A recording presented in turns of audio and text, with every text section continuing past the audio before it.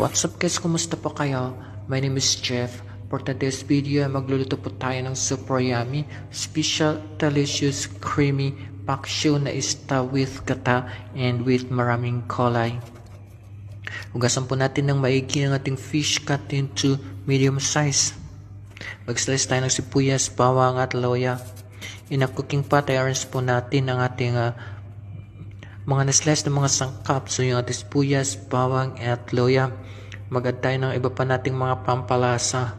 Yung ating apple cider vinegar, counting star anise, 3 prasong cloves, bay leaf, magic syrup, salt and pepper to taste, may counting patis.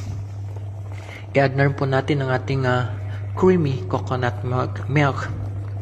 At lutuin po natin ito hanggang umunti ang sabaw. So ilalagay din po natin ang ating beef